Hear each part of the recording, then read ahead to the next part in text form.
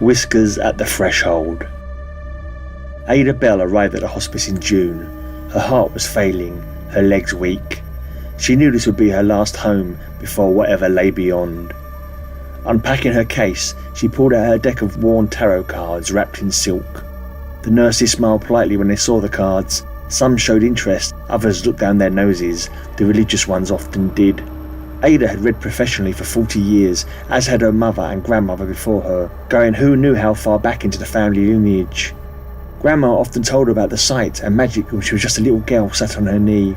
She'd had a few flashes of the site over the years herself.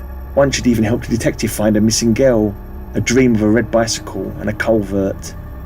Her mum never spoke of it much. She'd married a godly man, and that sort of thing was frowned upon. Ada had attended church regularly, but she wasn't too sure what she believed exactly, though she knew souls or spirits were for real. She'd seen them shimmer at the edge of vision once or twice. Her room was small but sunlit, with a view of the garden and a roommate named Mrs. Fenwick, who was already deep in morphine sleep. The nurses were kind, bustling in soft shoes, speaking in gentle tones. One of them, a cheerful woman named Marla, leaned in conspiratorially as she fluffed Ada's pillow. "You'll meet Milo soon," she said. "He's our little reaper." Ada blinked. "Excuse me?" Marla laughed. "Oh, don't worry, he's just a cat, but he always knows when someone's close. He curls up beside them, purring like a motor. It's comforting, really. Families love it." Ada looked forward to meeting Milo. She'd always lived with cats, always trusted them, always believed they were guardians of the unseen. That evening Milo appeared, a sleek tabby with amber eyes and a silent gait. He hopped onto Mrs. Fenwick's bed and settled by her hip, tail curled neatly, eyes half-lidded. The nurses cooed. "There he is," one whispered. "Good boy." Ada watched. She'd owned cats all her life. There seemed something different about Milo. He was too still, too focused. His gaze never wandered, never blinked. That night Ada couldn't sleep. She lay in bed staring at the ceiling, listening to the soft hum of machines and the occasional cough down the hall. Around 3 a.m, the air changed. She felt it, a shift, like a draft, cold against her skin. She turned her head. Mrs. Fenwick exhaled once, long and slow. A light, soft, golden, radiant, rose from her chest like steam. Ada gasped. She'd seen spirits before, but never so clearly. Then Milo moved. His body stiffened, his eyes flared, and from his chest a shadow emerged. A dark mist slithered upward and pounced on Mrs. Fenwick's soul. The glow flickered, twisted, vanished. The devouring shadow sank back into Milo. Ada sat bolt upright, her heart hammered. Milo stretched, hopped off the bed, and padded silently from the room. She whispered, "That's no cat." Ada sat in her small room, the quiet hum of the hospice around her. She thought about what she could do to combat the darkening spirit that lurked in Milo. Salt came to mind, a ward against spirits, a barrier, but she knew she couldn't be traipsing around looking for it, scattering it here and there. It would draw attention. The nurses might think she was losing her mind. She had no family, no one to share her fears. Could she kill Milo? Poison was impossible, and her body was too frail for violence. A snare? Escape to another hospice? Or end her own life before Milo could feed?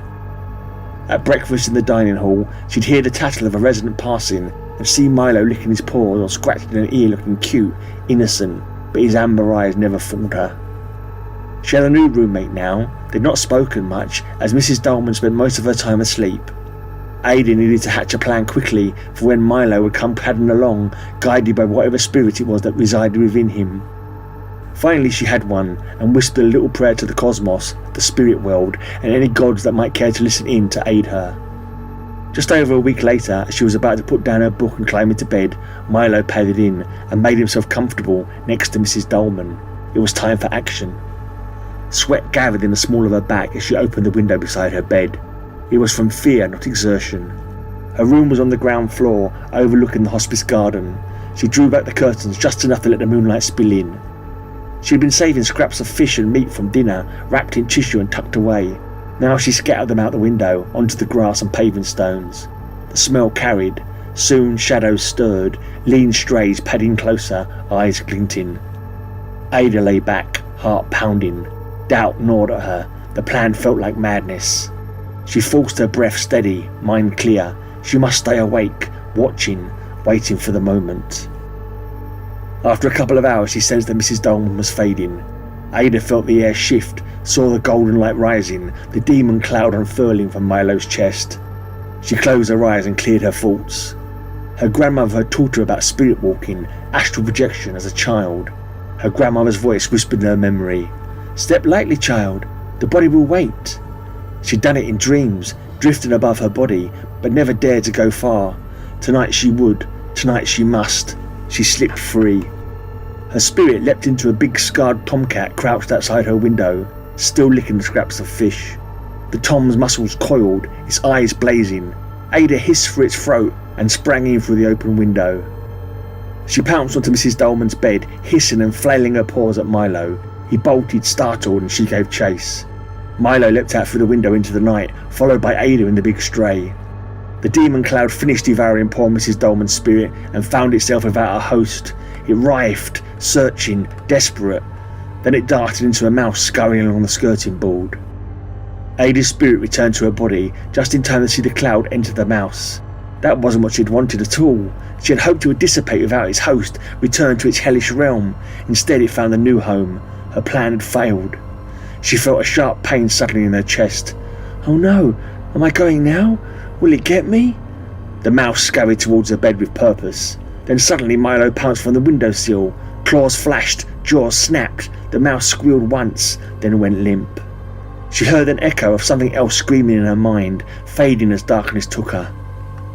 She opened her eyes, weak but smiling. Her chest felt fine. It was just a bit of a shock.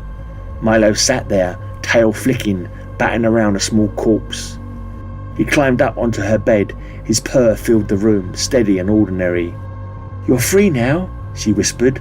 The hospice hummed on, unaware, while Ada drifted into the first untroubled sleep she'd known in weeks. After that, Milo seemed to have lost his ability to predict death. He shared his time with anybody who'd have him, patients, nurses, even doctors. But after that night, Ada was his favourite.